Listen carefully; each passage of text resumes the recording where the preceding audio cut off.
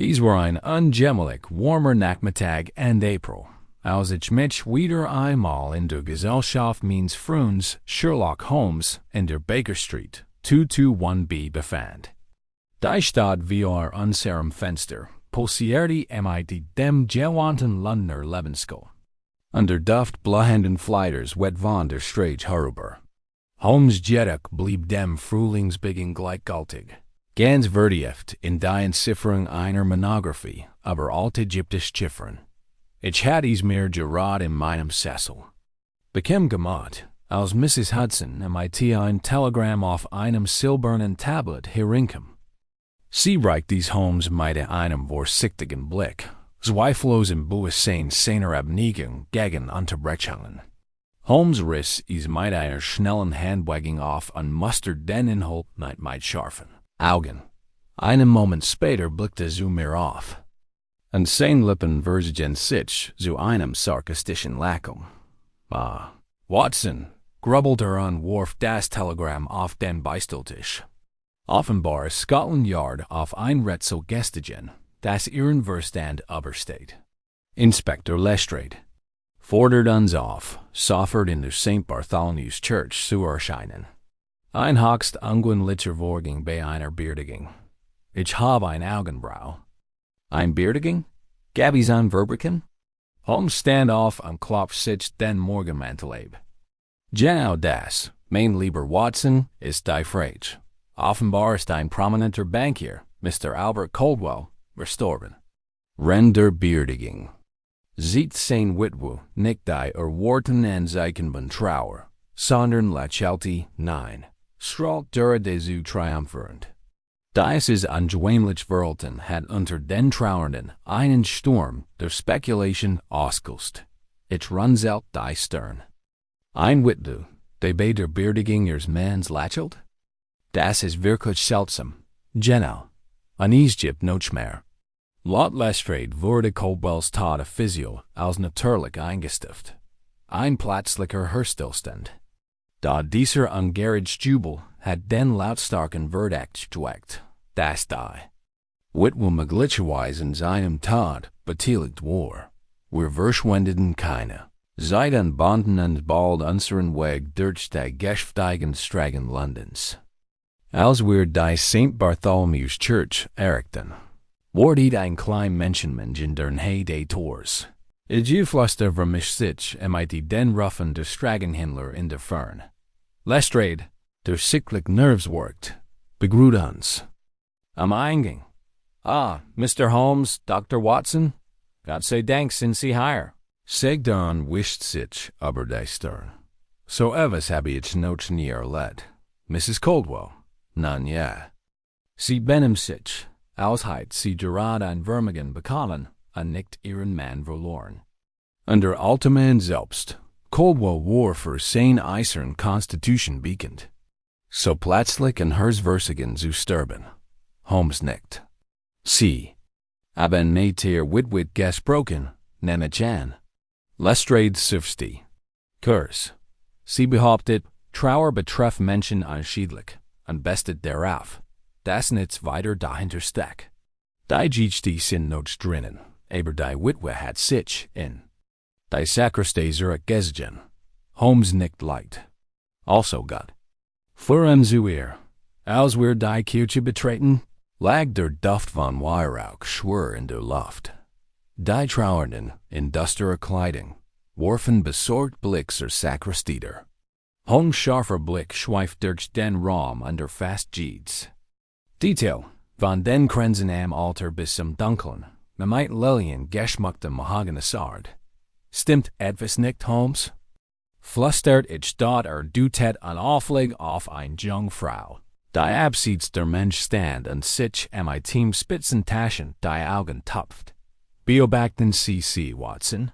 Das ist Margaret Denning, Caldwells nicht, und neben der Witwe die einzig noch leben Verwandte. Ihr Trauer ist echt. Lestrade bittet uns, in durch die Sakristei zu folgen. Dort sah Mrs. Caldwell ruhig und mit heiteren Gesichtsausdruck. Sie begrüßt uns mit einem höflichen Nicken und faltet die Hand sitzend im Schoß. Holmes. Mustard sie einen Moment lang, bevor sich vorstellt. Mrs. Caldwell begann sanft, aber eindringlich. Ich möchte Ihnen mein Beileid aussprechen. Ich wüsste, dass dies ein schwierige Zeit ist. Die Witwe lächelte schwach. Sie sind so freundlich, Mr. Holmes. Albert war ein großartiger Mann. Auch wenn vielleicht nicht gut verstanden wurde. Holmes habe ein Augenbrau. In der Tat. Und da finden is manch vielleicht merkwürdig, dass sie unbeschwert wirken. Ein Anflug von Jäger hascht aber Gesicht, bever sie sich wieder fast. Ich habe keinen Grund, verzweifelt zu sein, Mr. Holmes. Das Leiden means mans ist vorbei. Ist is nicht ganz natürlich, Erleichterung zu empfinden? Holmes warf mir einen kurzen Blick zu, bever antwortet. Erleichterung gewiss. Aber man fragt sich, ob Erleichterung nicht auf etwas anderes zurückzuführen ist als auf seinen Tod. Mrs. Caldwell knifft die Augen zusammen. Ich wüsste nicht, was Sie damit sagen wollen, Sir. Holmes lächelte nur ein Lächeln, das darauf schließen ließ, dass viel mehr verstand, als es gab. Vielleicht nicht, sagte Leichten. Jetzt möchte ich aber mehr über Mr. Caldwells Letztstunden erfahren. Die Witwe die Lippen zusammen. Da dann begann sie, vom vergangenen Abend zu erzählen. Ihr Wort flossen mit einer Zusammenleichtigkeit, die mir wie ein Studier vorkam. Wenn sie sprach, spürte ich ein eisiges Unbehagen, und ich wusste, dass Holmes wieder einmal etwas gespürt hat, das ich mir entsag Mrs. Caldwells Wort halten ließ durch die in Sakristei. Ihr Stimme war fest und variiert wieder Trauer. Not schuld. Sie sah aufrecht in ihrer Trauerkleidung da. Ihr dunkles Seidenkleid rieselt ließ, als sie sich bewegt. Ihr Blick war auf die gegenüberliegende Wand gerichtet, als schöpf sie Kraft aus dem kühlen Stein. Albert war ein gewissenhafter Mann. Mr. Holmes, begann sie mit einem Tonfall ohne Wurm. Sein Leben war geprägt von Ordnung, Präzision und einem unerschütterlichen Glauben an Disziplin.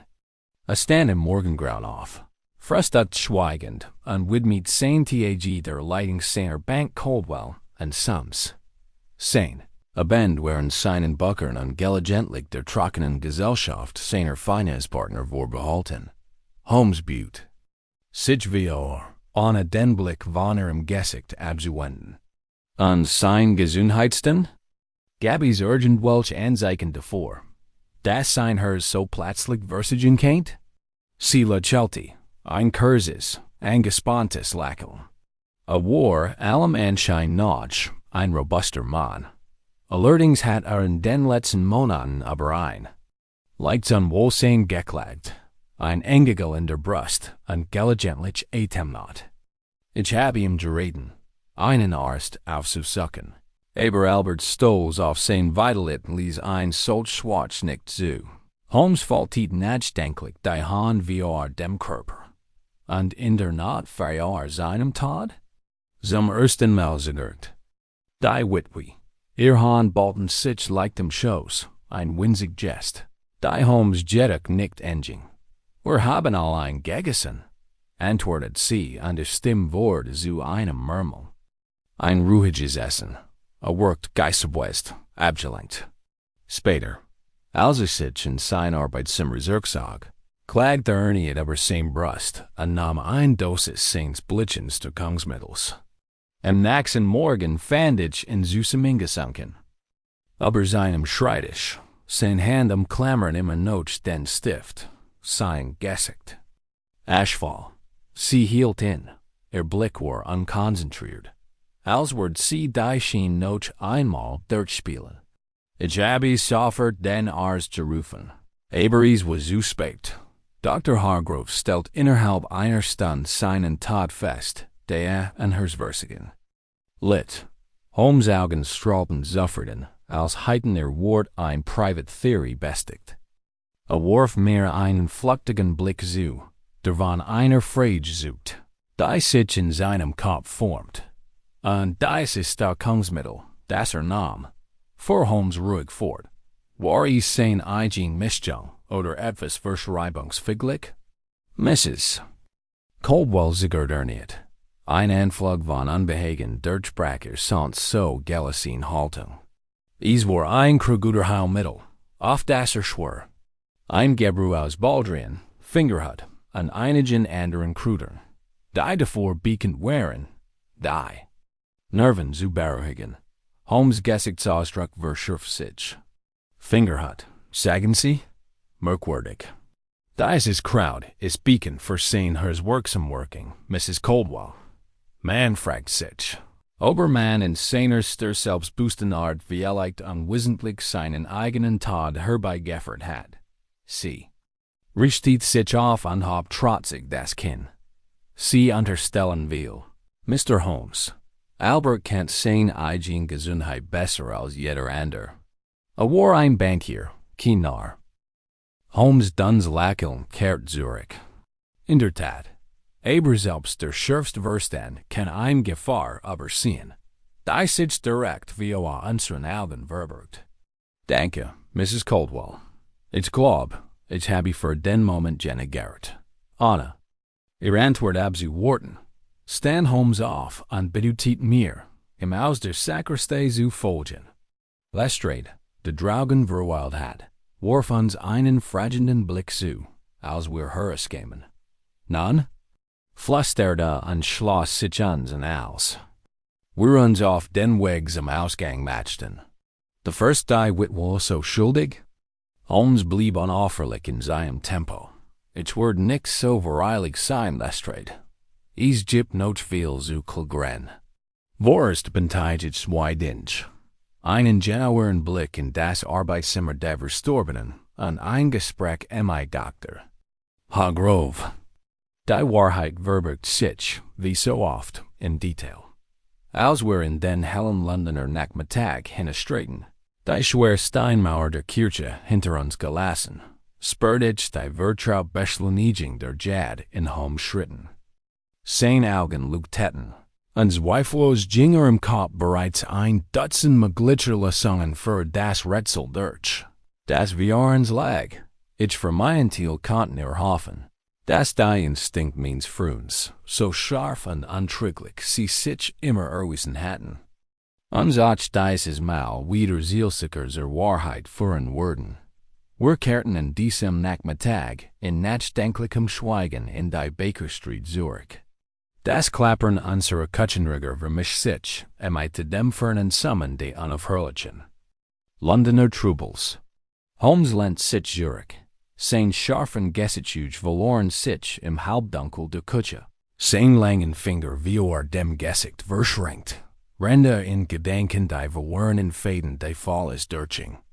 Ich wusste, dass ich in dieser Stimmung besser nicht unterbrechen sollte, und so begnügte ich mich damit, die Ereignis des Morgens in Gedankenreview passieren zu lassen dort in der vertrauten Umspannung unseres Wohnzimmers angekommen.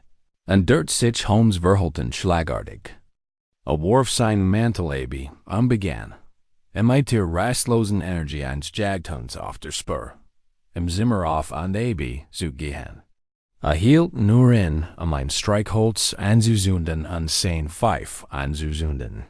Dann rot-schwedend Zogen seinen Kopf, render wie sich hinmurmelte. Fingerhut, Watson, sagt abrupt und brach sein Schweigen. Digitalis. Ein starks prepared, das bei falscher Dosierung genau die Symptom hervorrufen kann, die Caldwells Tod kennzeichneten. Schwach, unregelmäßigen Herschlag einem extremful plötzlichen Stillstand. Ich zuckt zusammen. Sie glauben, die Witwe hat ihn vergiftet? Holmes schüttelt den Kopf und knifft die Augen zusammen, als ins Feuer blickt. Ist möglich, aber nicht sicher. Denken Sie an das Verhalten der Witwe Watson? Sie ist eine Frau von bemerkenswerter Selbstbeherrschung, aber selbstsiegert, als sie aber die letzten Stunden ihres Manns sprach. Es gibt ein wichtiges Detail, das uns entgeht. Bevor ich weiter nachhaken konnte, ging in die Eck des Zimmers, wo sein Mantel und Hut hingen, Komm, Watson. Wir müssen Coldwell's Arbeitszimmer selbst untersuchen. When he's beweisgibt, dann liegen sie dort. Wir winkten ein Taxi heran und fuhren zur Coldwell-Residenz in Mayfair. Einem hohen, imposanten Gebäude aus dunklem Backstein und mit hochglanzpolierten Eisentoren. Der Butler, ein strenger Mann, und mit einem Gesicht wie ein Granitbust, antworten auf unser Klopfen und führt uns wortlos durch ein Labyrinth von Korridoren zum Arbeitszimmer des verstorbenen Bankiers. Der Raum war, wie man es von einem Mann. Wie Coldwell's Temperament worden wird. Streng, sorgfältig geordnet und erfüllt vom feierlichen, staubigen Duft alter Hauptbücher und ledergebundene Bücher. Ein schwerer Schreibtisch dominierte die Mitte des Raums, auf dessen Oberfläche noch immer die Papiere und Dokumente lagen, die Coldwell zuletzt berührt hat. Über dem Kamin ragt ein großes Gulportrait des Manns auf, dessen strenger Blick uns beim Eintreten zu folgen schien. Holmes ging zum Schreibtisch und begann mit der systematischen Untersuchung. Sein scharfer Blick huscht über jeden Gegenstand. Der Riech blieb am Tintenfass stehen und mustert dessen Inhalt mit kritischen Schnuppern. Dann hob die Feder aus ihrer Ruhe stead und bemerkte einen kleinen Tintenfleck auf dem Lashblatt darunter. Merkwürdig, murmelte. Coldwell's Handschrift war für Precision bekannt. Daher finden wir einen veritärischen Fleck, ein untypischer Versprecher wie erlegt. Richtet sich auf und wandte seine Aufmerksamkeit dem kleinen Schrank neben dem Schreibtisch. So, die Schubladen waren ordentlich mit der skubberlichen Handschrift der Bankiers beschriftet. Öffnet sie nacheinander und inspizierte ihren Inhalt mit schnellen, guten Bewegungen. Schwieglich hielt in und zog mit seinen langen Fingern ein klein, halblier Flash heraus, die war der Aufschrift Valeriana Officinalis, Stärkungsmittel für die Nerven. Hielt dies gegen das Licht, die Bernsteinfarben Flüssigkeit. Darin fing die Nachmittagssonne ein, die durch die hohen Fenster fiel. Hier ist dies, Watson. Das Stärkungsmittel, von dem Mrs. Coldwell gesprochen hat. Ich traten her unbemerkt den schwachen Rückstand, der in der Innenseite des Glases klebt. Glauben Sie, dass darin harmfuscht wurde? Holmes lächelte dann. Ich vermute. Es kann unsere Antwort enthalten, aber ich muss meinen Verdacht bestätigen. Lassen Sie uns das jetzt zur weiteren Analyse in die Baker Street bringen. Also die Flash in seinem Manteltasche ab, fiel sein Blick auf einen kleinen Messingschlüssel, der auf der Schreibtischkante lag. Namen hoch, betrachtete in eine Hand und steckte dann mit einem zufriedenen Nicken in eine andere Tasche. Holmes richtete sich auf und warf einen letzten, umfassenden Blick durch das Arbeitszimmer. Sein Blick blieb auf dem kalten Kamin, dem Ticken der Standuhr und den Reihen ordentlichen Riegeln abgelegter Hauptbücher hängen. Kommen Sie, Watson, sagte energisch. Wir haben hier genig gegessen. Es ist Zeit, mit Dr. Hargrove zu sprechen und ein paar verbliebene Zweifel zu klären. Wir verlegen das Coldwell-Haus in der heranbrechenden Dämmerung. Die Luft war erfüllt vom Versprechen von Regen. Holmes. Schritt waren schnell und sicher. Seine Augen leuchteten wie Jagdfieber. Ich für meinen Teil kann kaum Schritt halten, wenn mich die vielen Fragen bestätigen. Rennt unsere Kutsche durch zur Baker Street rattert, dacht ich aber Holmes kryptisch Wort noch. Warum hat die Witwe der Beerdigung ihres Manns gelächelt? Hat sie ihn wirklich vergiftet, oder steckt dahinter ein finsterer, komplizierter Plan? Und was war mit ihr Jungen nicht Margaret Denning, deren aufrichtige Trauer in so starkem Kontrast zur beunruhigenden Gelassenheit ihrer Tanks stand? Holmes seinerseits schien mein Fragen unbeantwortet zu lassen, denn seine Gedanken waren bereits beim nächsten Puzzleteil. Welches Spiel auch immer im Gange war. Ich wusste mit der Gewissheit landreicher Bekanntschaft, dass es bis zum endgültigen, unvermeidlichen Ende verfolgen wird. Ren unser taxi durch die Regenissance Stragen Londons rattert, schwieg. Holmes, den Blick auf die beschlägigen Scheibe gerichtet, als Schöpfer Inspiration aus den wechselnden Schatten dahinter. Ich wusste, dass ich ihn nicht aus seinen Träumen reigen sollte, aber mir selbst die Fragen durch den Kopf gingen. Die kleine Flash Tonic, die nun sicher in Holmes' Manteltasche ruht, schien eine Offenbarung zu versprechen. Da ich spürt, dass sie nur ein einzelner Faden in einem viel verworreneren Netz war. Unser Ziel war die Wohnung von Dr. Hargrove, dem Hausarzt der Coldwells. Seiner Ziel hat Albert Coldwells plötzlichen Tod als schlichten Hirschversagen diagnostiziert. Sollte es ein tieferes Geheimnis geben, so lagen es die Wort des Manns, der die Leech gesehen hat. Better die sorgfältige Behandlung des Bestatters. Die Wahrheit unter mehreren Schichten, Leinen und Farmlichkeit verborgen, HATTE. Das Taxi hielt vor einem bescheidenen Backsteinhaus in Kensington, dessen Fassade vom Mormonschein des Gaslichts erhellt wurde, das durch die Spitzenverhängung fiel. Holmes klopft heftig an die Tür. Sein Angettelt war im schnellen, abgehackten Rhythmus deutlich zu erkennen. Augenblick später naht die Tür an, gab den Blick frei auf einen Dunnen, wohlhaarigen Mann in Funzig, dessen Augen in der plötzlich eindringenden Futen Naschluft julenhaft blinzelten. Mr. Holmes, Dr. Watson, begrüßte uns mit trockener, rauer Stimme. Ich hatte dieser Zeit keinen Bessig erwartet. Ist etwas passiert? Holmes trat ein, auf ein Aufhören zu warten, und zog seinen frühen Mantel aus, als das schlicht Wohnzimmer des Arztes betrat. Ich folgte ihm unbemerkt.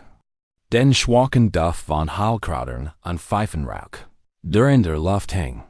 Entschuldigen Sie die Spätstunde, Doktor, begann Holmes und ließ sich mit Gelassenheit in einem Sessel nieder. Aber ich bin Ihrer faklichen Meinung zum kauslichen Tod Ihres Patienten, Mr. Albert Coldwell. Hargrove schmale Schultern spannten sich sicklich an, und kniff die Augen zusammen, als Holmes gegenüber in einen Stuhl sank. Ah, ja, ein tragischer Fall, ganz sicher. Dem armen Mann hat das Herz einfach versagt. Ein schnelles Ende. Wie ich hoffe, schmerzloses Ende. Holmes bot sich vor und blickte das faltige Gesicht des leeren Manns durchdringenden. Sie haben die Leech selbst untersucht, nicht? Wahr? Natürlich, erwidert Hargrove, und sein Tonfall wurde zunehmend defensiv. Es gab keine Anzeichen eines Kampfs, keine Hinweise auf Fremdeinwirkung. Nur die verräterischen Anzeichen eins.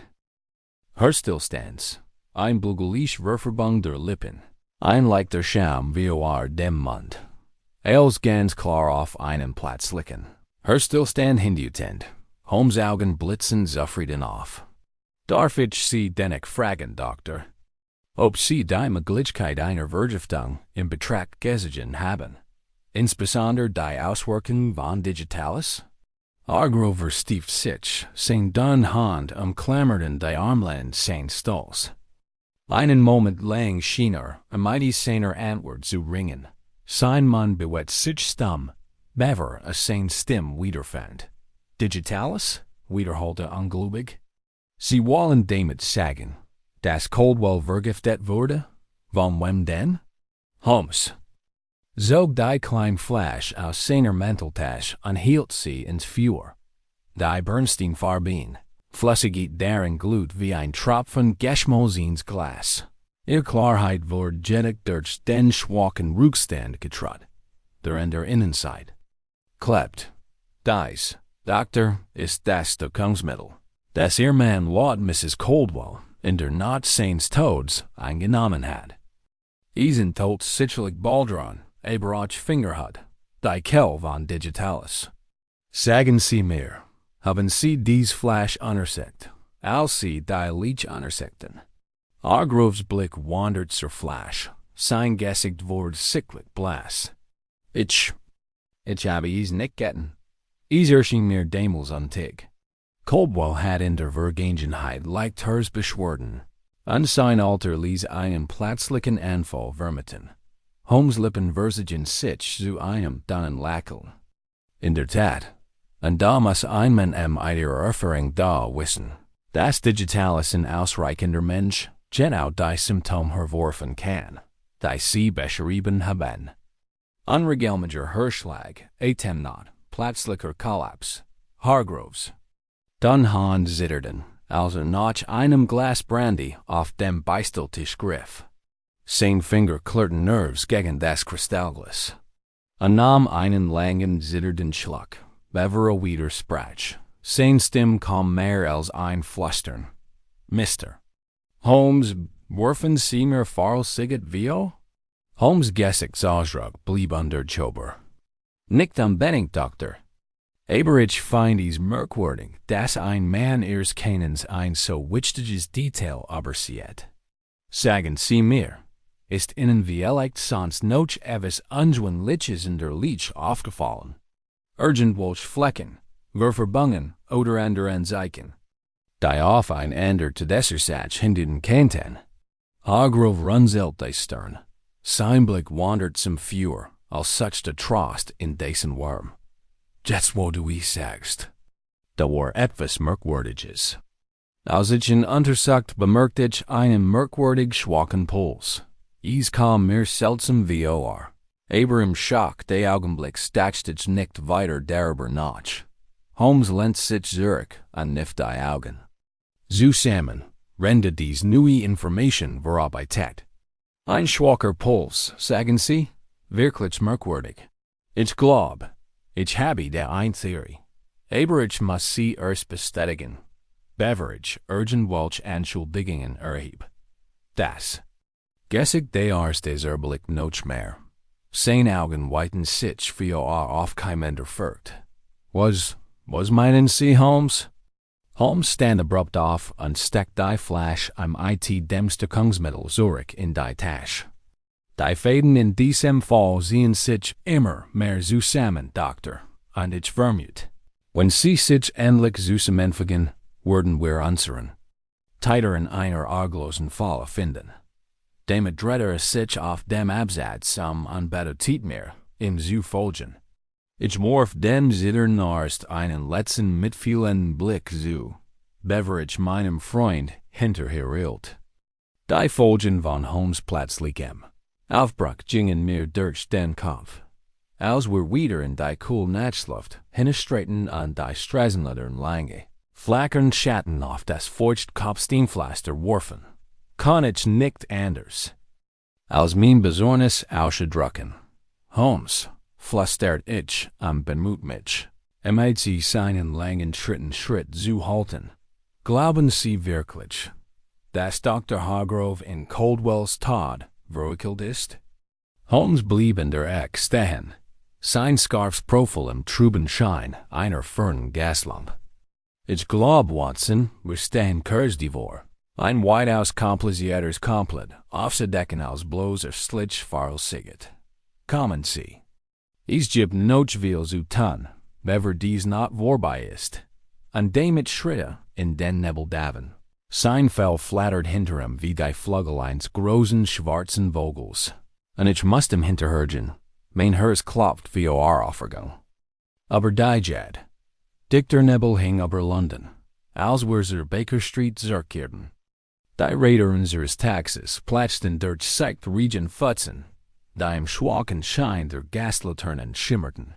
Holmes sah mir gegenüber, die langen Finger unter dem Kinn verschränkt, die Augen nachdenklich zusammengekniffen. Ich erkannte die Anzeichen eines Geistsaufhaktoren, eines brillanten Intellekts. Der Beweisfragment mit der Präzision eines Uhrmachers an einem feinen Schweizer Uhrwerk zusammenfügt. Als wir unser Vertrautes Wohnzimmer betreten, streift Holmes seinen Futenmantel ab und warf ihn achtlos über ein Stollen, bevor direkt zu seiner Workbank ging. Wortlos zog die kleine Flash Tonic aus der Tasche und stellt sie mit einem leisen klaren neben ein Rieglasfläschchen polierter Instrument. Ich setzte mich ins Feuer. Denkbar für die Worm und Beobachte, wie Holmes im Mediziner. Analyse began. Schweigend arbeitete, sein Bewegungen präzise und sparsam, rende chemische Reagenzien vorbereitet. Sein dunnen blassen Hand bewegten sich wie die eines Konzertpianisten, Gest bewusst und kontrolliert.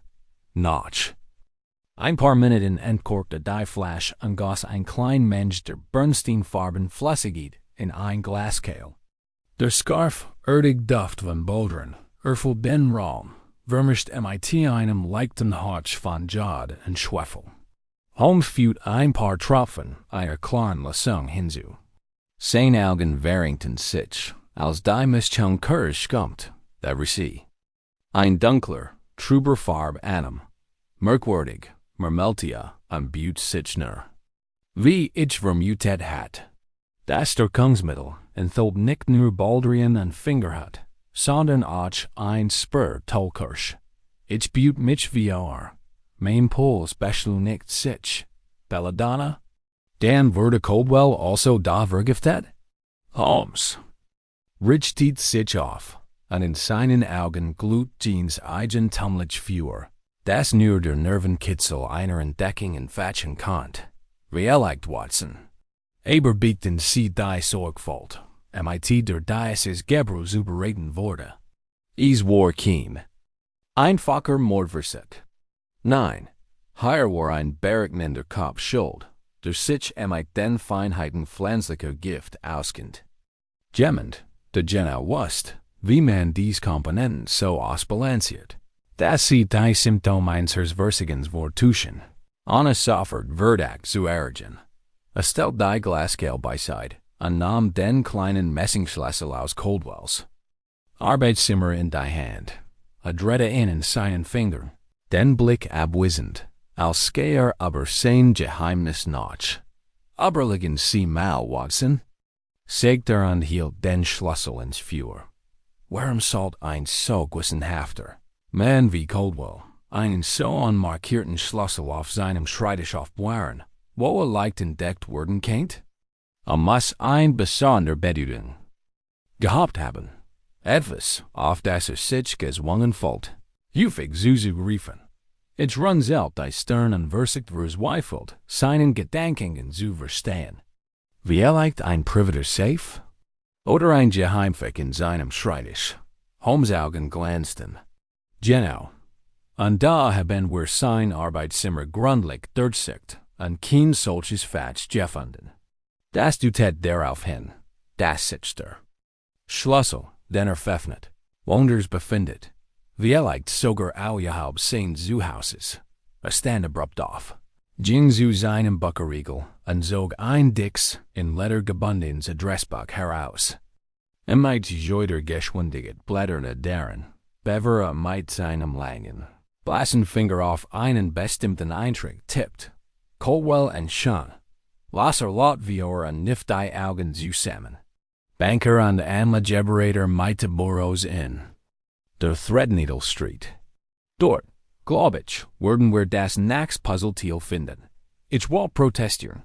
Da Holmes griff bereits wieder nach seinem Mantel. Sein schmäler Körper strahlt ein fast fieberhaft Energie aus. Ich musste aufstehen und ihm folgen. Ich hielt nur kurz in, meinen Hut an meinen Stock zu holen. Bever ich wieder in die nebelvergen Nacht stürzt. Die Fahrt ins Herz der Stadt verlief schnell.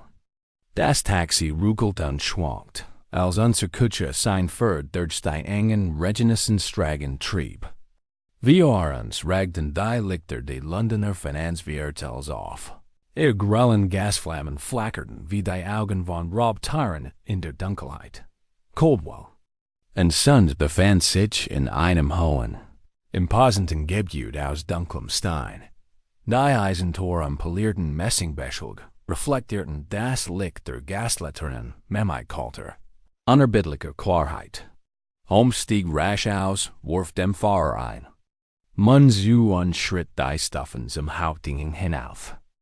Zog den Messingschlüssel aus der Tasche und umschloss in Mitte der Sorgfalt eins Chirurgen, der ein empfindliches Instrument handhat. Bleib in der Nähe, Watson, flüstert und steckt den Schlüssel in Schloss. Der Mechanismus. Dreht es sich sanft, und die schwere Tür schwang mit einem leisen Narren auf. Das wie das Flüstern eines Geists durch das Leerfeuer halt. Wir treten ein. Unsere Schritt gehen von den dicken Preservativen, die sich über den Marmorkorridor erstreckten. Die Luft war kahl und trocken, durchzogen vom schwachen metallischen Geruch von Tint und poliertem Holz. Holmes bewegt sich mit ruhiger Präzision. Seine scharfen Augen suchten wunden Toren nach jedem Anzeichen von Strung a. Fort mich in ein kleines Privatsbüro im hinteren Teil des Gebäudes. In der Tür prangt ein Messingplakat von Albert Coldwell. Steckt den Schlüssel ins Schloss. Sein Gesicht war unleserlich, als die Zuhaltungen ließ einrasteten. Die Tür schwang auf und gab den Blick auf einen dunklen Raum frei. Der die Regeln voller Geschäftsbücher und Aktenschränken gefüllt war. Holmes ging zum Schreibtisch. Sein langen Finger fanden rasch einen kleinen, verborgenen Riegel unter der polierten Oberfläche. Drückte ihn mit einem leisen Klicken, und ein versteckter Klapp glitt zur Seite und gab den Blick auf einen schmalen, in die Wand eingebauten Metallsafe frei dort steckt den Schlüssel noch einmal hinein.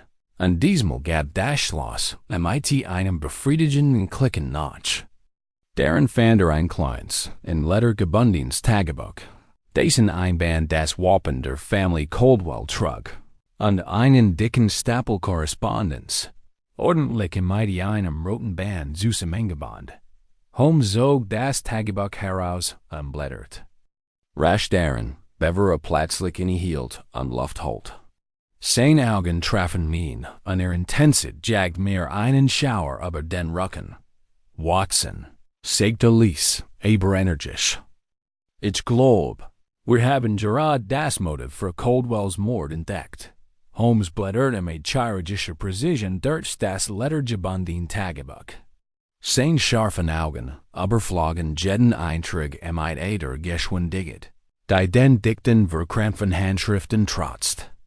Das flackernde Gaslicht hob sein falkenartiges Profil deutlich hervor und warf lange Schatten auf die Aktenschränke in dem kleinen Büro.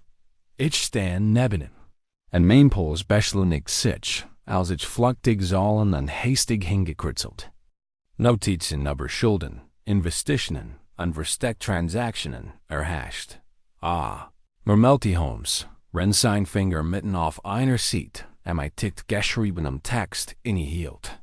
Da haben wir es. Coldwell war kein gewöhnlicher Banker. Watson war in ein komplexes System verwickelt, das Hawkerschen Kredit und Schatteninvestitionen beinhaltet, von denen wir kaum mehr als ausgeklügelte Tarnungen für die Geldwäsche illegaler Gelder zu sein schienen, abut Sichner.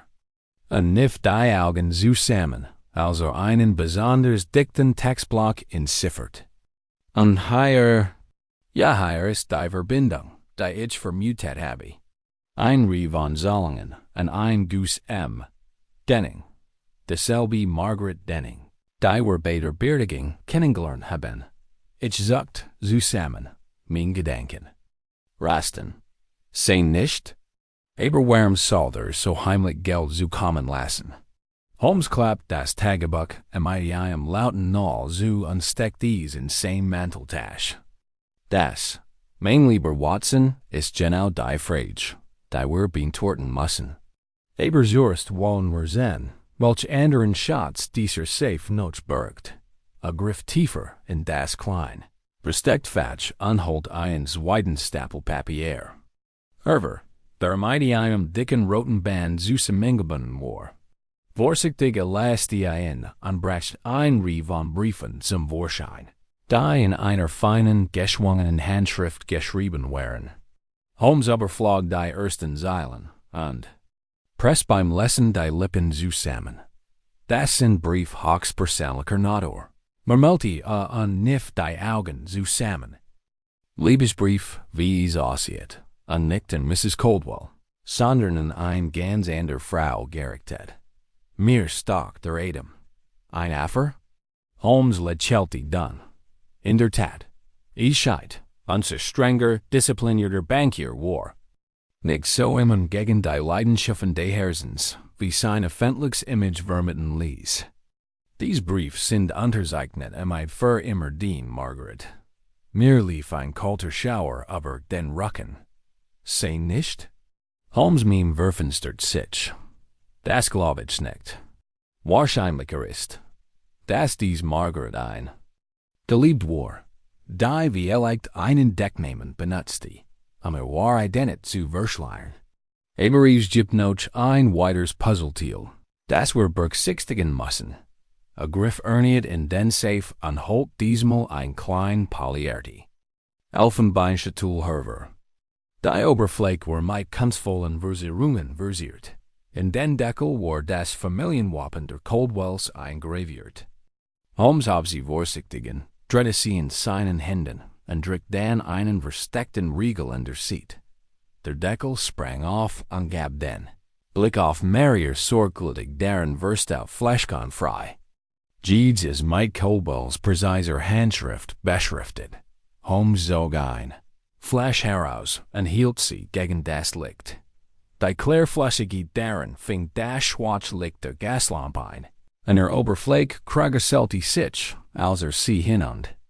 Nicht, curari, flüsterte, und seine Augen glänzten wie wilder Intensität. Ein starkes Nervengift, das südamerikanische Steam oft einsitzen, Blut zu lähmen. Schon ein einziger Tropfen kann ein sofort irreversible Lähmung verursachen. Mir wurde schlecht. Holmes, wollen Sie damit sagen, dass Caldwell nicht nur vergiftet, sondern mit diesem Gift gezielt ermordet wurde? Holmes legte das Fläschchen vorsichtig zurück und verschloss die Elfenbeindose. Das ist durchaus möglich. Denken Sie daran, Watson, Caldwells plötzlicher Zusammenbruch, sein Schweratmung des Schwarzpuls, den Dr. Hargrove festgestellt hat.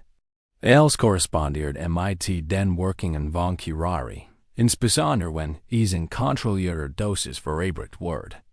Einen natürlichen Herzinfarkt zu simulieren. Richtet sich auf, seine Augen glühten wie Freude über die Entdeckung. Aber das allein reicht nicht. Wir müssen unseren Verdacht bestätigen, bevor wir den wahren Täter konfrontieren können. Steckt die Schachteline an wanti sich zur Tor. Sein langer Mantel wirbelt den Herren wie die Flügeleins. Großen schwarzen Vogels. Komm, Watson. Wir müssen dem Caldwellen Wesen noch einmal einen Bessic abstatten. Und dieses Mal werden wir uns nicht mit taflicher Conversation begegnen. Wir liegen die Leerbank hinter uns. Das Echo unserer Schritt halt durch die Marmorkorridor, als wir wieder in die kalte Nachtluft hineinstritten. Der Nebel hat sich verdichtet und dämpft das Fern, Ratten der Kutschen und das Liesmurmeln der rastlosen Pulsierens der Stadt. Holmes winkt ein Taxi heran. Hab mir die Eier scharfen, entschlossenen Handwagging die Hand, und innerhalb weniger Augenblick wären wir wieder auf dem Weg nach Mayfair. Wenn das Taxi aber die gepflasterten Straßen rattert, sah Holmes schweigend da, sein Gesicht ein. Meist konzentrierte Gedanken. Ich kann fast sehen, wie sich hinter seinen scharfen, grauen Augen des Anreiter drehten. Und jedes Puzzleteil fühlt sich mit der Präzision einser Machermeisters und seinen Platz wir erricht in das Haus der Caldwells anfanden ist dunkel wie sein hohe, imposant Silhouette ragt wie ein Festung aus Schatten vor dem Nachthimmel auf. Holmes fuhrt uns die Vordertreppe hinauf, sein langen Finger umschlossen den Messingtürkloffer mit einer Übersicht. Die Kienzeiger duldet. Nach einer kurzen Pause schwang die Tarauf und Dursel Butler mit steinerner Mien, der uns empfangen hat, erschien. Sein Gesichtsausdruck blieb ausdruckslos, als sie trat, uns einzulassen. Sein Blick huscht kurz zu der Elfenbeinschatulle, die Holmes unter seinem Mantel trug. Holmes verschwendet keine Zeit und schritt ins Wohnzimmer, Wo Mrs. Colwell neben einem nistenden Kaminfeuer sah. Ihr dunklen Augen haben sich amans im überraschten Auflickern zu begegnen. Mr. Holmes, Dr. Watson, sagt sie mit gemessener Stimme. Aber ich unter sorgsam bersten Fassade ein leicht zittern warnem. Was verdank? Ich diesen unerwarten Bessic? Holmes verbeut sich leicht, an den Blick von ihrem Gesicht abzuwenden. Entschuldigen Sie die Spätstund, Madame. Aber ich bin weiter Okutterungen zu den Angelegenheiten. Ihres verstorbenen Manns. Zog die Elfenbeinschatulle aus seinem Mantel und hielt sie ihr Begütigten hin. Könnten Sie mir vielleicht erklären, was das bedeutet? Einen flüchtigen Moment lang glatt ich. Einen Anflug von Angst in ihrem Gesicht zu sehen. Einen winzigen Riss in der Maske der Gelassenheit, die sie so sorgfältig aufrecht erhielt. Da im nächsten Moment war dieser Anflug von Angst verschwunden. Und durch einen Ausdruck leichter Neugier ersetzt. Davon weiß ich leider nichts. Mr. Holmes, antwortet sie mit fester Stimme. Ich scheint ein einfähiges Andenken zu sein.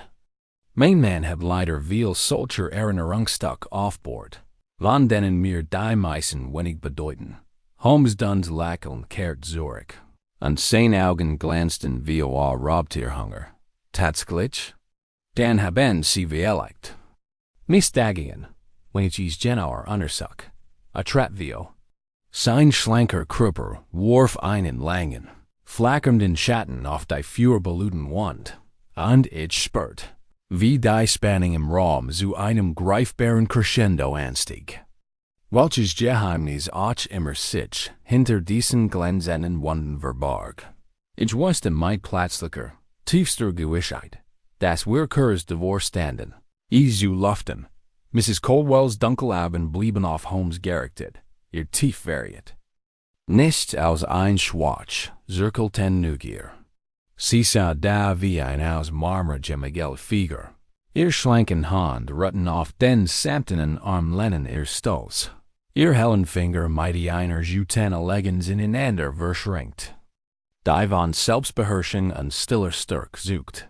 Holmes hingegen wirkt wie ein Geiger, der sein Blut endlich erlegt hat.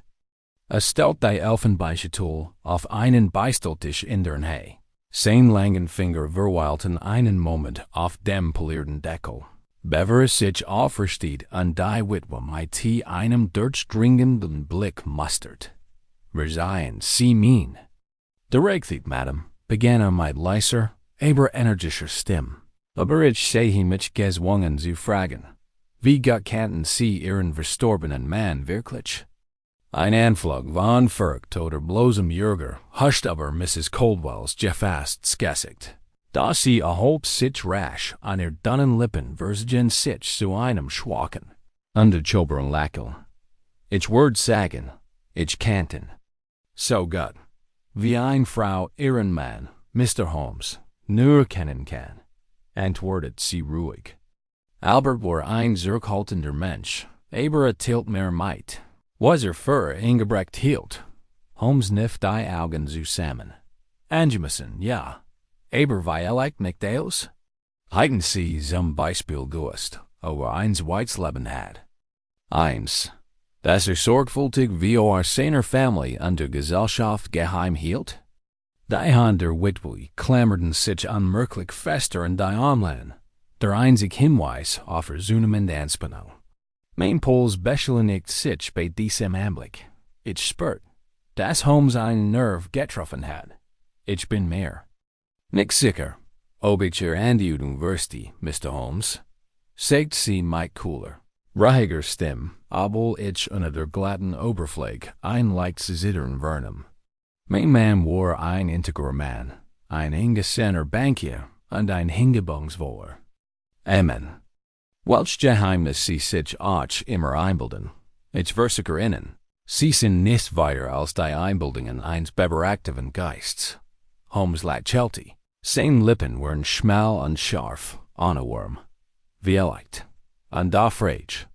Ich mich was sie wohl denken, wenn sie das lesen. MIT einer Handpicking holter den Stapelbrief herver, den wir in Coldwell's Borough entdeckt hatten. Die verblichen Seiten wären ordentlich, in einem roten Band zusammengebunden. Warf sie auf den niedrigen Tisch vor. Das Band elasti sich leicht auf, als der Stapel einem lesen Rascheln auf dem polierten Holzland Mrs. Coldwells. Blick huscht aber die Brief, an ihr Gelessin Haltung verschwand für einen kurzen Moment, als sie die Vertrau-Kritzele auf dem obersten Umschlag bemerkt. Sie sigert, ihr schlanken Finger schweden einen Augenblick über dem Stapel, bevor sie ihr Hand zurücksog. Ihr dunklen Augen richteten sich wieder auf Holmes' scharfen, unerbittlichen Blick. Was es das? Flüstert sie und in ihrer Stimme lag ein Hauch echter Angst. Holmes' Gesichtsausdruck blieb ausdruckslos.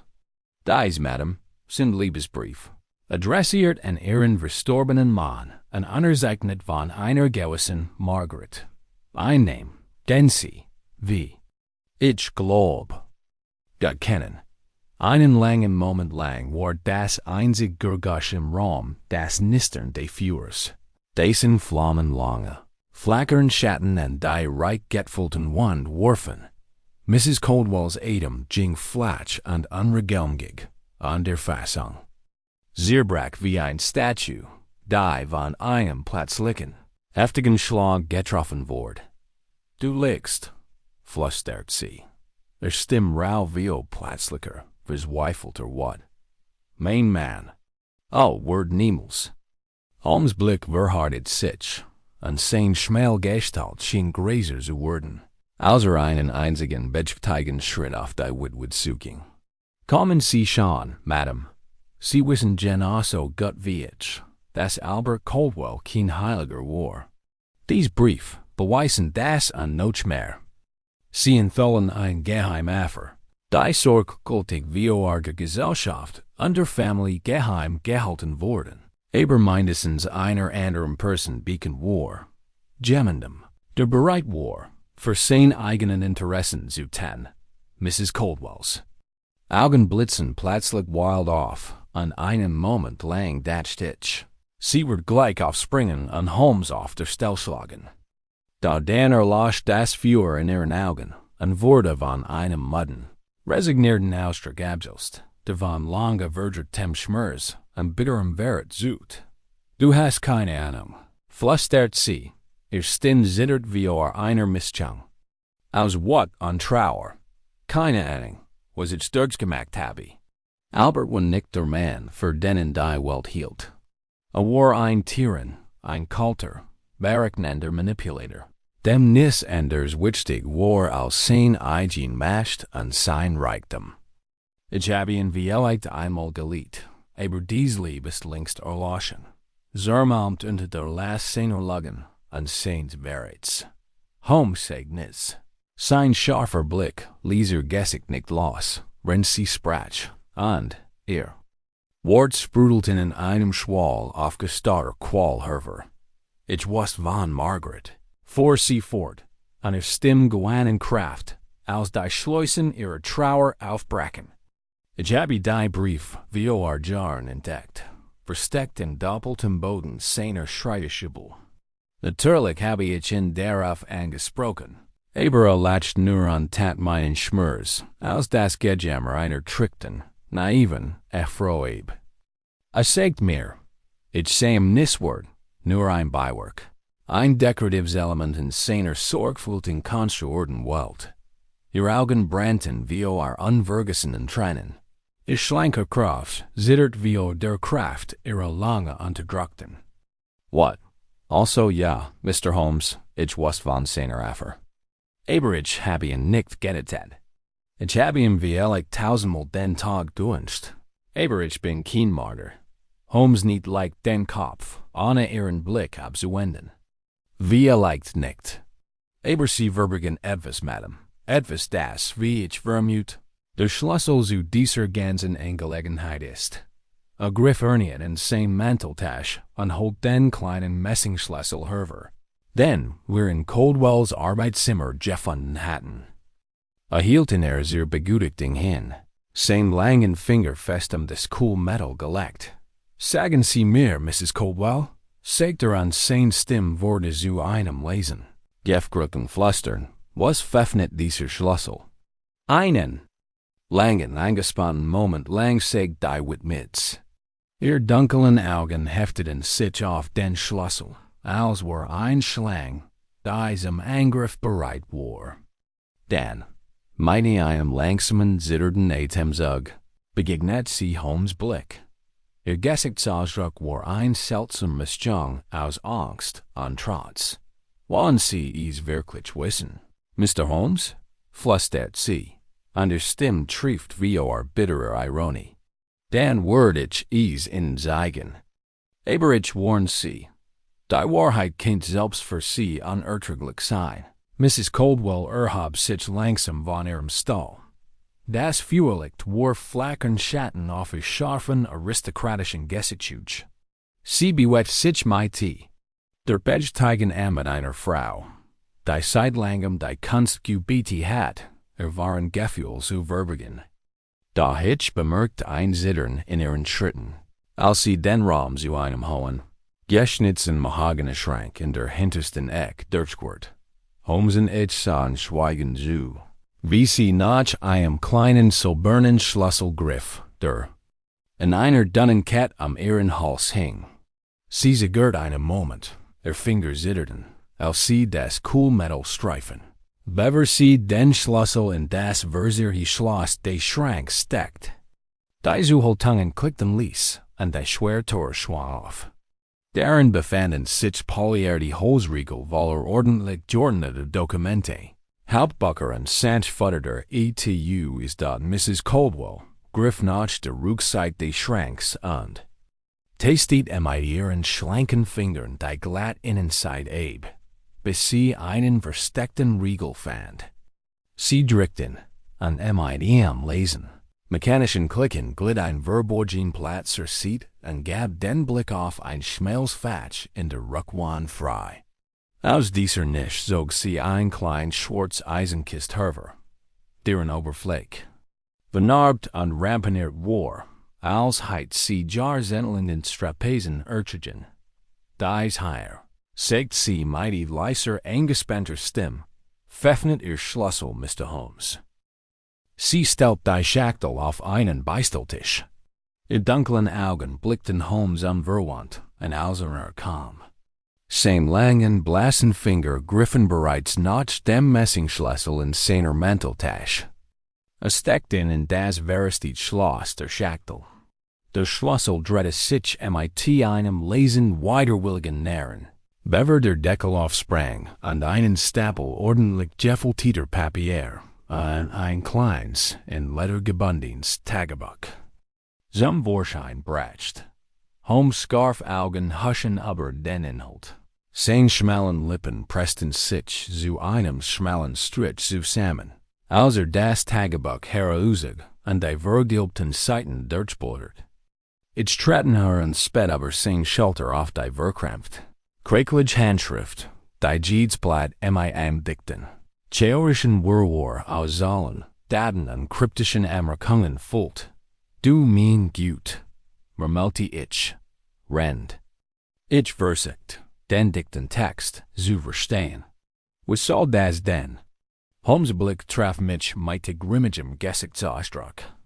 Dies, Watson, ist ein Schuldenbuch, ein sorgfältig geführt Aufzeichnung jedes illegalen Geschäfts, jeder Erpressung und jeder geheimen Transaktion, die Albert Coldwell jemals getätigt hat.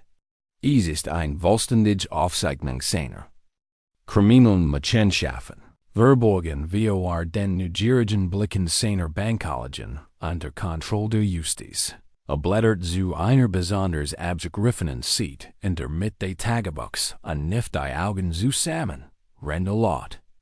Wahrlich, Denning, 10.0000 von der ersten Investition.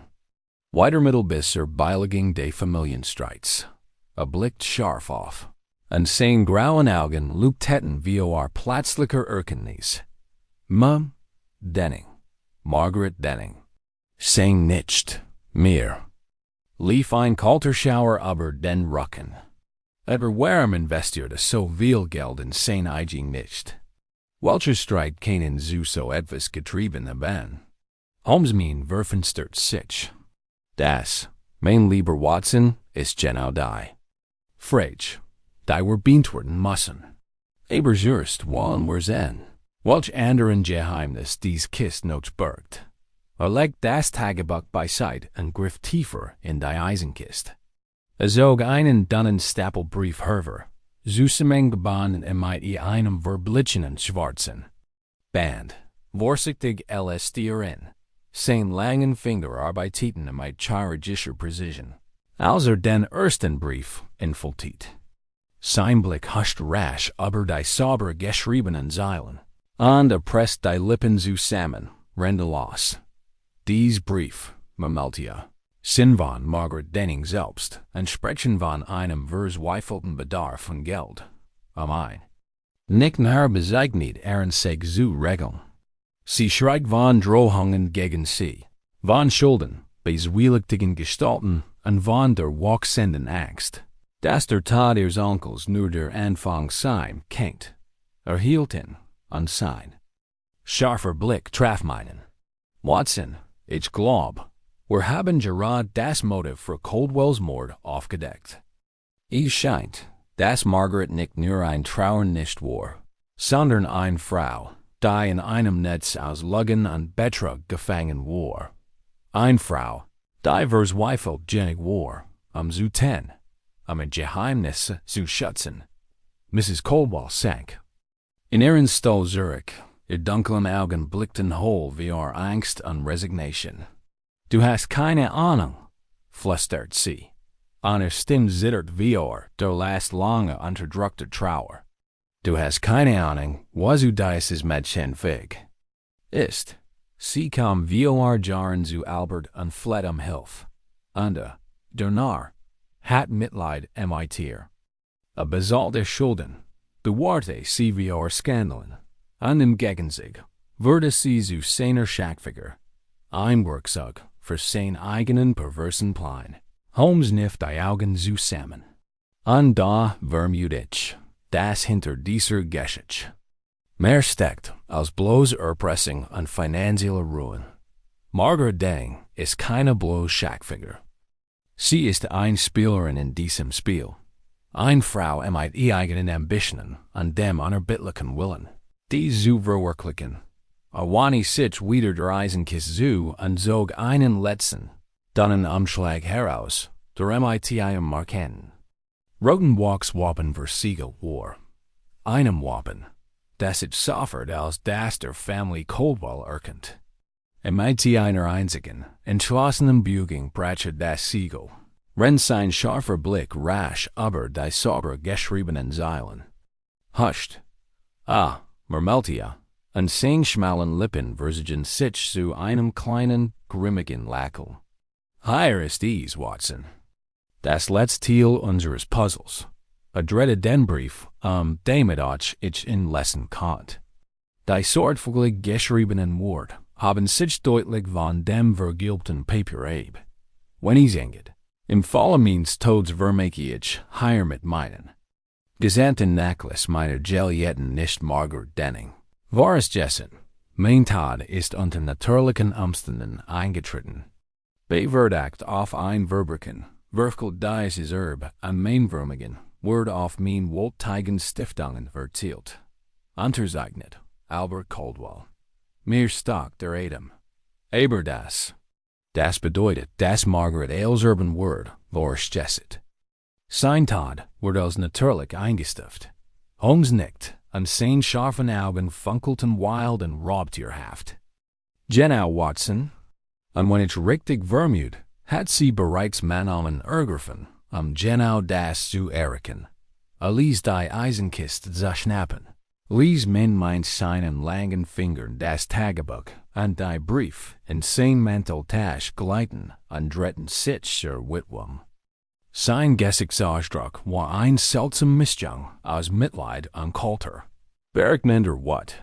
Mrs. Caldwell, sagt mit leiser, gefröhlicher Stimme. Sie haben Gott darin getan.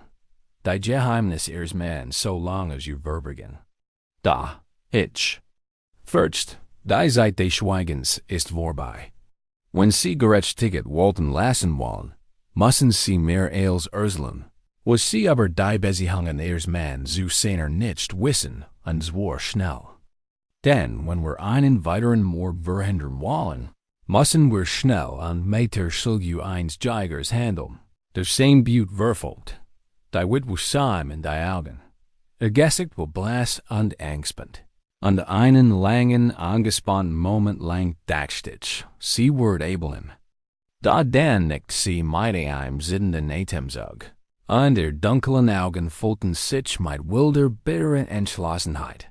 Also gut, Mr. Holmes, flüstert sie, und ihr Stimme zittert wie Angst und Trotz. Ich werde Ihnen als erzählen. Mrs. Caldwell's Gestinies hat die Luft im Salon wie Spanning erfüllt. Nur des Nistern des Führers, sprach die Bedrekend still. Ihr dunklen Augen blieben auf die flackernden Flammen gerichtet. Ihr schlanken Finger drehten ein zart Spitzentaschend. Als woll sie den Faden das Leben ausregen. Holmes Jettig hat keine Zeit verschwendet. Hat ihre Geschichte. Mit der distanzierten Aufmerksamkeit eines Chirigen gelauscht, der ein Wand untersucht. Sein scharfer Blick huscht von ihren zitternden Händen zu den dunklen Ecken des Raums. Als Future die letzten Teil eines riesigen komplizierten Puzzle zusammen. Mrs. Caldwell, sagte schlichtlich. Und sein Stimme durchschnitt die still wie ein Clinch. Sie haben uns viel erzählt, aber es gibt noch ein letztes die beantwortet werden muss. Wenn wir dieses Rätsel lösen wollen. Die dunklen Augen der Witwe trafen und in ihren Tiefen flackert ein Hauch von Angst und Resignation auf. Und was ist das für ein Frage, Mr. Holmes? Holmes bot sich wie sein Scarfs, falkenartiges Profil zeigt mit sich im Führerschein ab. Wie tief waren Sie in die Machenschaften Ihres Manns verstrickt? Wussten Sie von seinen Investitionen in den Opiumhandel, seinen Verbindungen, zur kriminellen Unterwelt und seinen geheimen Geschäften mit Margaret Denning? Mrs. Caldwell's Augen verringten sich, ihr dünnen Lippen versigen sich zu einem bitteren Strich. Ich bin nicht dumm, Mr. Holmes. Ich wusste, dass mein Mann nicht der Mann war, für den sich ausgab, aber ich hatte keine andere Wahl als mein Roll zu spielen. Albert hielt mich genauso fest im Griff wie sein Geschäftspartner und droht mir mit Skandalen und Ruin. Sollte ich jemals versichern, mich zu befreien. Stimme brach leicht, ein rauer Unterton schlick sich. In ihren Ton, als sie fortfuhr, war ein Tyrann, ein Manipulator, dem der Schmerz, den versacht, völlig egal war. Ich trug zwar den Titel seiner Frau, aber ich war kaum mehr als ein Jeffengene in diesem Haus. Ein Schackfigur in seinen in losen Mascht an Betrugsspielen. Holmes kniff die Augen zusammen. Sein scharfer Verstand las Wort wie ein Julia, der einen fehlerhaften Diamanten Untersicht. Und da, trotz deiner Angst und deines Grolls, bist du in seiner Seat geblieben. Warum? Mrs. Caldwell's Hand schlossen sich fester am Taschentouch. Die zart Spitze versag sich. In ihrem Griff, weil ich keine andere Wahl hatte. Albert kontrolliert meiner Bewegungen, meiner Gedanken. Hielt das Vermögen meiner Familie in seinen Händen. Und wusste, dass ich ohne seinen Schutz ruinieren und wie ein gewöhnlicher Bettler auf die Straße gesetzt war. Sie hielt in, und ihre dunklen Augen blitzten plötzlich und wild auf. Aber ich war nicht so matchlos wie glaubt. Ich erfuhr sein Geheimnis, deckt sein verborgenen Kanten auf und traf vorbereiten für den Tag, in dem ich mich aus seinem Griff befreien konnte. Holmes' Schmählippen versigen sich zu einem leichten, raubt ihr Hafen Lächeln. Sie hatten also ihr eigenes Spiel zu spielen, ein still Rebellion, die innerhalb der Mauern dieses Hauses ausgetragen wurde. In den Augen der Witbrand ein, Misjung aus trotz an bitterer Genatung. Ja, Mr. Holmes, ich war sein Jeffengene, aber ich war kein passives Opfer. Ich habe mein eigenen Plan geschmiedet. Mein Verbündeten am mich geschart, und als die Zeit gekommen war ich bereit zu handeln. Holmes erhob sich abrupt. Von seinem Stuhl. Sein langer Mantel wirbelt ihn herum wie die Flügel eines großen schwarzen Vogels. Und Sie haben gehandelt, Madame, wenn ich vielleicht nicht so, wie Sie es beabsichtigt hatten. Ihr Mann ist tot, und sein Geheimnis liegen in Trümmern am Sie herum. Daheim letztes Puzzleteil fällt noch, Margaret Denning. Mrs. Caldwells Blick wandert zu den dunklen Fenstern. Ihr schlanken Finger klammerten sich fester die Armlehnen ihres Stolz. Margaret.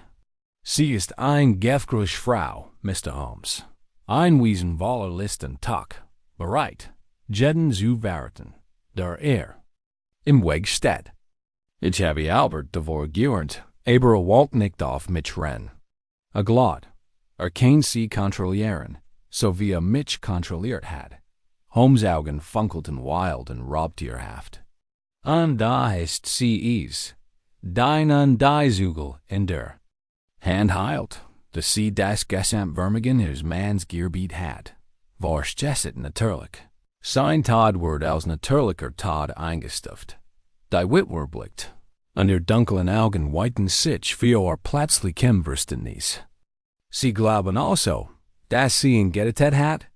Dass sie ihn vergiftet hat, um ihr Erb zu sichern? Holmes' Schmählippen verzigen sich zu einem grimmigen Lächeln. Es ist durchaus möglich. Aber, es zu beweisen, müssen wir schnell handeln und mit der ganzen List eines Jägers, der sein Blut verfolgt. Wandte sich mir zu, und seine scharfen Augen strahlten wie wilder, rastloser Energie. Komm, Watson. Wir haben keine Zeit zu verlieren. Wir müssen Margaret Denning sofort einen Bessic abstatten, bevor sie ihr Spuren verwischen kann. Wir erheben uns von unseren Stühlen. Die Luft im Salon ist wie Arder unausgesprochen. Spanning eins Dutzends unbeantworteter Fragen. Mrs. Colwell beobachtete uns mit einer Mischung aus Angst und bitterer Resignation, als wir sie gingen. Ihr dunklen Augen folgten uns. Als wir den dunklen Flur betraten, Mr. Holmes, rief sie uns mit eingespannter Stimme hinter her, in der sich Angst und verzweifelt Hoffnung vermischten. Seien Sie vorsichtig. Margaret ist nicht die Frau, die sie vergeht zu sein. Sie ist ein Rautier, ein Wesen aus Schatten und Tuschung, und sie wird nicht zeigern, zu schlägen, wenn sie in die Enge getrieben wird. Holmes blieb in der Tür stehen. Sein dun Gestalt hob sich im flackernden Licht des Salons ab. Keine Angst, Madame. Ich habe schon meine Kreaturen ihrer Art zu tun gehabt. Und noch nie bin ich von einer überlistet worden. Dann drehte sich abrupt und eilt. Mit großen Schritten durch den dunklen Flur in die kalte Nebelwürgen Nacht hinaus. Ich folgte ihm dicht auf den Fersen, und mein Herz merkt wie Angst und Vorfreude. Als wir uns auf den Weg zurück zur Baker Street, Matchstragen. Leistragen Londons waren erfüllt vom Lesen. Geisterhaften Echo, klappernde Kutschen und Jammermelter. Stimmen. Der Nebel wirbelt uns herum wie die Tentakel eines riesigen, unsichtbaren Tiers, als wir in das warten Taxi stiegen. Holmes lehnt sich in den riesigen Ledersitz zurück. Seine scharfen Augen starrten unverwandt in die Dunkelheit. Wenn das Taxi über die gepflasterten Straßen rattert. Seine Gedanken resten bereits zu der bevorstehenden Konfrontation. Denn ich wusste mit der Gewissheit, da ich aus meiner langdrehigen Verbindung mit ihr schöpf, dass das Spiel fast zu Ende war und dass der letzte entscheidende Zug nur noch wenige Stunden entfernt lag, verborgen in den dunklen Korridoren von Margaret Dennings Verstand und den Geheimnissen, die sie so hartnäckig zu verbergen versucht hat. Dichter Nebel lag über den Straßen, als unsere Droschke durch die verwinkelten Gas in London's reddert. Die Raider klapperten auf dem unebenen Kopfsteinpflaster, wie der fieberhaft Puls eins gejagten Tiers. Holmes sah neben mir. Sein scharfen Gesichtszüge waren von grimmiger Konzentration gezeichnet. Sein scharfen Augen auf einen fernen Punkt, jenseits der wirbelnden grauen Nebels gerichtet. Endlich hielt das Taxi vor einem hohen, schmalen Haus. In Kensington, dessen Backsteinfassade von Jahrzehntelang Ruhe und Regen dunkel duurten war. Die Fenster schimmerten schwach im sanften Schein des Gaslichts. Annelies Klavierkling drangen aus dem Inneren. Als wir den feuden Bürgersteig betreten, Holmes hielt einen Moment in. Sein scharfen Augen warnten sich, rende das Gebäude betrachtet. Sein Nasenflügel blätten sich leicht, als die cool, nebelige Luft einatmet. Dann nickte entschlossen, schritt die Stufen hinauf und klopfte scharf an den polierten Messingtürkloffer. Einen Moment später schwang die Tür auf und gab den Blick auf ein Duns. Nervswerkensdienstmädchen in einem schlichten Schwarzen Kleid frei. Ihr blasses Gesicht wurde von einer hübschen weichen Haube umrahmt. Sie blinzelte zu Holmes auf, und ihr Augen weiten sich leicht, als sie sein groß, imposant Gestalt und den intensiven, raubtierhaften Glanz in seinen Augen wahrnahm. Miss Margaret Denning, sagt Holmes in mighty cooler, präziser Stimme. Ist sie zu Haus? Das Dienstmädchen zögert, ihr Blick wandert nervös durch den dunklen Flur hinter ihr. Miss Denning, empfängt diese Uhrzeit kein Bessig, Sir. Vielleicht könnten Sie morgen wiederkommen. Holmes' scharfer, falkenhafter Blick durchschnitt ihr Protest wie ein Clinch. Ich fürchte, diese Angelegenheit kann nicht warten. Teilen Sie Ihre Herren bitte mit, dass Mr. Sherlock Holmes hier ist, Sie zu sprechen, und dass die Angelegenheit juris dringend ist. Die dünnen, blassen Finger der Dienstmädchen zuckten Nerves in den Falten ihrer Shirts. Wenn sie noch einmal den Flur entlangblickt, dann trat sie mit einem kurzen, resignierten Nicken zur Seite. Also gut, Sir, wenn Sie hier warten würden, würde ich Miss Denning sofort informieren. Sie verschwand im Dunkeln. Ihr leisen, hastigen Schritt halten schwach durch das Stillhaus. Holmes betrat den schwach beleuchteten Flur. Sein scharfer Blick huscht über den abgenutzten, gemästerten Teppich und die dunklen Portraits an den Wänden. Rennt ihm dicht auf den Fersenfold. Nach einem langen, angespannten Moment erschien das Dienstmädchen wieder, ihr bleiches Gesicht noch weißer als über. Miss Denning empfängt Sie jetzt. Würden Sie mir bitte folgen?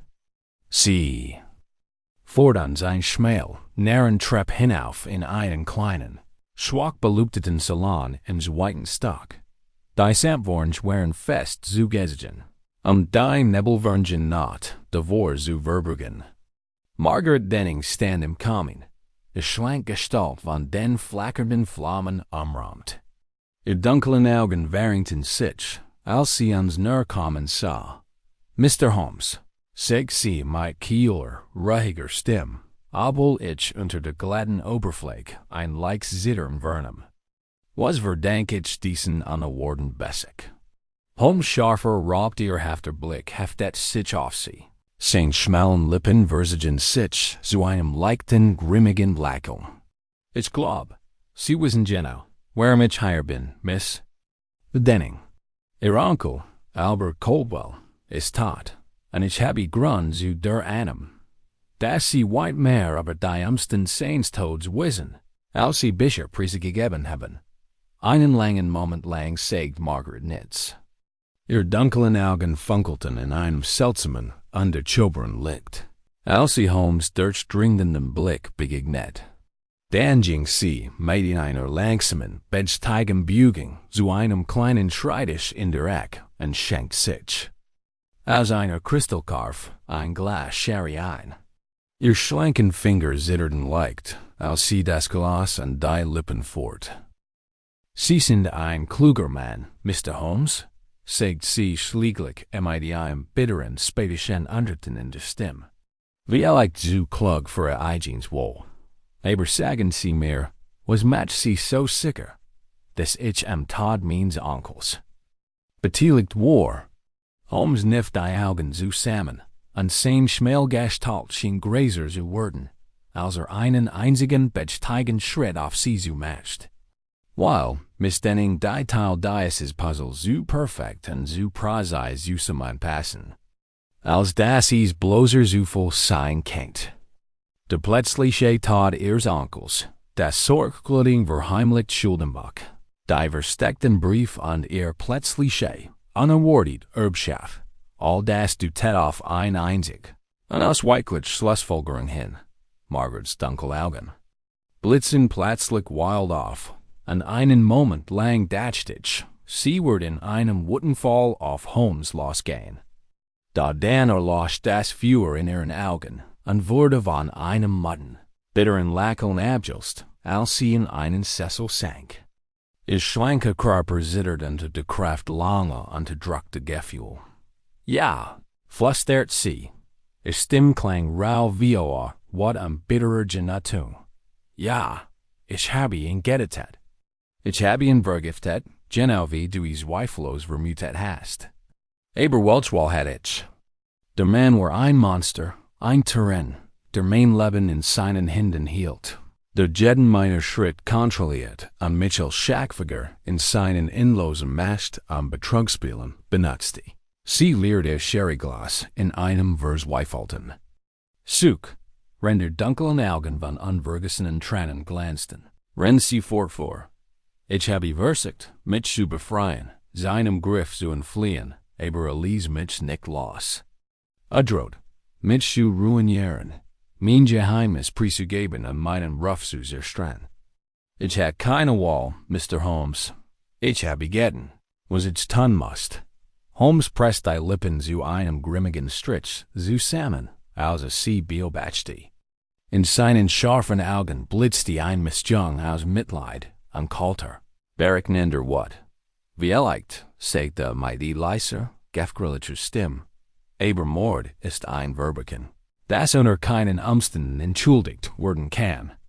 Und Sie, misständing, haben ein Spur von Beweisen hinterlassen, die selbst der geringste Verbrecher nicht verbergen kennt. Margaret ließ den Kopf in ihr Hand sinken. Ihre schmalen Schultern zitterten unter stillem, verzweifeltem Schluchzen. Als Holmes zurücktrat, ohne ihren sittenden Krach aus den Augen zu lassen. Komm, Watson, sagte mit kalter, entschlossener Stimme und drehte sich abrupt um.